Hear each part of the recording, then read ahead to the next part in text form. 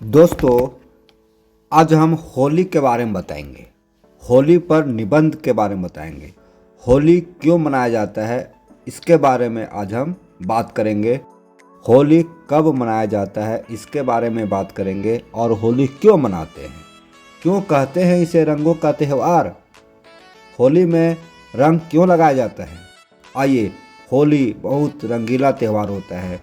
होली बच्चों के लिए फेवरेट त्यौहार होता है। होली सभी के लिए रंगीन कर देने वाला त्यौहार होता है ना। बहुत खास होली होता है। प्रत्येक वर्ष हम लोग होली मनाते हैं ना। गालों पर गुलाल लगाते हैं, अबीर लगाते हैं, तरह तरह रंगों से हम लोग खेलते हैं। तो आइए बात करेंगे आज होली के बारे में। तो होली भारत के प्रमुख त्योहारों में से एक है। होली का एक अलग पहचान है। होली एक अलग ही त्यौहार है। होली को फाल्गुन या बसंत ऋतु के आगमन के लिए महत्वपूर्ण माना जाता है। होली की शुरुआत बसंत ऋतु के आगमन के साथ ही हो जाती है।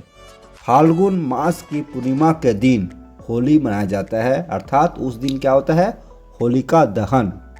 होलिका दहन, अब देखिए, होलिका दहन जब किया जाता है तो इसके पीछे भी एक गजब का कहानी है, अजब का कहानी है।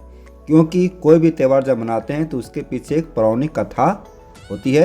तो इसको भी हम लोग जानेंगे, समझेंगे। होली का त्यौहार सर्दियों के मौसम के अंत का भी प्रतीक है। मतलब होली त्यौहार मनाने का मतलब ये भी हुआ कि इसके बाद जो ठंडा है वो धीरे धीरे खत्म हो जाती है। तो ये भी अंत का प्रतीक है। सर्दियों का मतलब ठंडा का मौसम का अंत का प्रतीक है। और फिर इसके बाद गर्मी की शुरुआत होती है। यह बहुत सारे रंग, पानी के फुहारे और गुब्बारों के संग इस दिन को और रंगीन कर देता है। यदि हमारे चैनल पर आप नए हैं तो हमारे चैनल को सब्सक्राइब करना ना भूलें और इस वीडियो को लाइक करना भी ना भूलें। होली के बारे में बढ़िया से समझिए। होली एक ऐसा त्यौहार है जो रंगों का त्यौहार है। अपने पुराने गिले शिकवे को भूलकर गले लगाते हैं और एक दूजे को गुलाल लगाते हैं। बच्चे और जुआ, चाहे जैसा भी हो, सभी लोग रंगों से खेलते हैं। होली रंगों और खुशियों का त्यौहार है। होली का त्यौहार विश्व भर में प्रसिद्ध है। यह त्यौहार हमारे देश के साथ साथ विदेशों में भी मनाया जाता है। जहाँ जहाँ हमारे देश के लोग रहे हैं वहाँ वहाँ हमारे देश के लोग इस त्यौहार को मनाते हैं। इस त्यौहार को रंगों का त्यौहार के नाम से भी जाना जाता है। होली का त्यौहार भारत के साथ साथ Nepal, Bangladesh, America, Australia, Canada जैसे कई देशों में भी प्रसिद्ध है। इस त्यौहार को सभी वर्गों के लोग मनाते हैं, चाहे गरीब हो या अमीर, सभी लोग मनाते हैं। एक इंटरेस्टिंग त्यौहार भी है। वर्तमान में तो यह अन्य धर्मों को मानने वाले लोग भी इस त्यौहार को बड़ी धूमधाम से मनाने लगे हैं। इस त्यौहार में ऐसी शक्ति है कि वर्षों पुरानी दुश्मनी भी समाप्त की जाती है। मतलब यह त्यौहार मनाने से वर्षों पुराने यदि कोई दुश्मनी चल रही है तो वह समाप्त हो जाती है। इस दिन दोस्ती में बदल जाती है। इसलिए होली को सौहार्दपूर्वक मनाना चाहिए। और यह एक ऐसा त्यौहार है जो हमारे अंदर की बुराइयों को समाप्त कर अच्छाई भरती है। मतलब यह जो त्यौहार है बुराइयों पर अच्छाई की जीत का प्रतीक के रूप में मनाया जाता है। अब हम बात करते हैं इसके पीछे जो पौराणिक कथा है इसके बारे में। तो आइए एक कहानी हम सुनाते हैं। और कहानी है कि एक राजा और उसके जो पुत्र है उसकी कहानी है। मतलब अपने पिता के खिलाफ किस तरह से पुत्र होता है और फिर अपनी बुआ ही उसे मारने के लिए आग पर बैठ जाती है। तो इसी का हम कहानी सुनाते हैं। देखिए, होली भारत का अत्यंत प्राचीन पर्व है। होली भारत का अत्यंत प्राचीन पर्व है जो होलिका या होलिका के नाम से जाना जाता है।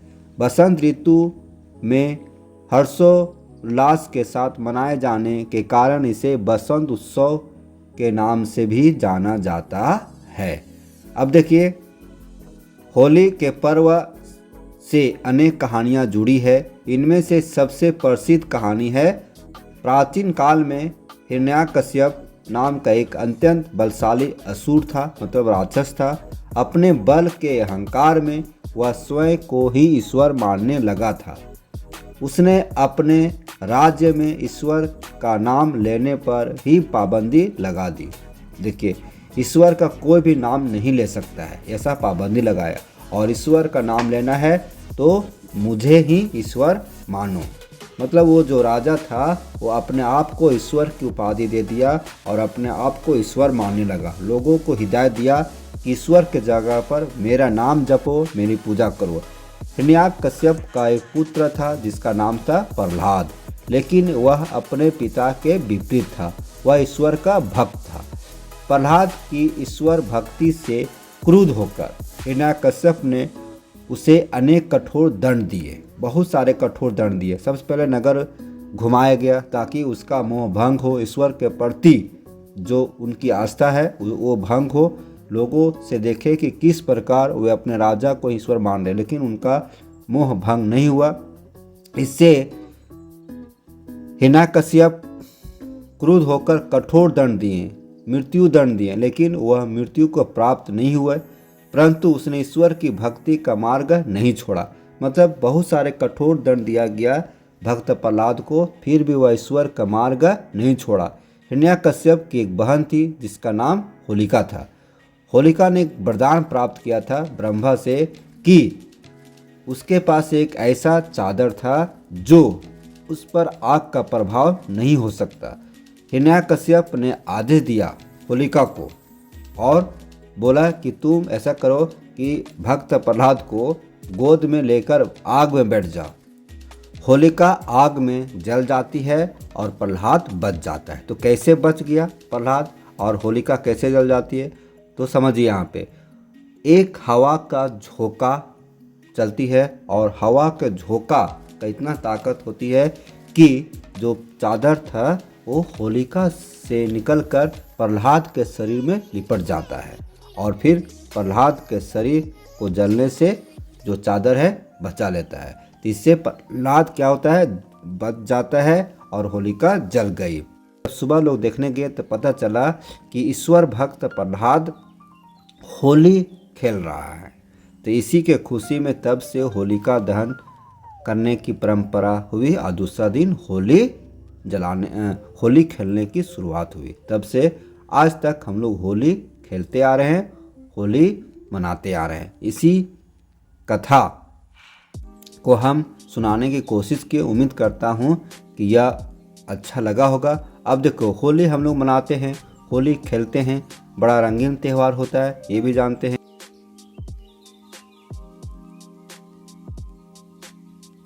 जो रंग हम लोग लगाते हैं तो रंगों से खेलने से हमें बचना चाहिए, मतलब रंग लगाने से हमें बचना चाहिए। रंग लगाने से शरीर में नुकसान होता है। बहुत सारे रंग ऐसे होते हैं जो केमिकल से बना होता है।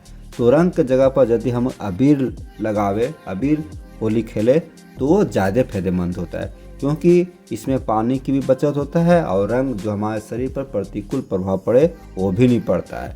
लेकिन यहाँ देखेंगे, बात और करेंगे कि होली एक ऐसा त्यौहार है जो सभी जगह मनाया जाता है।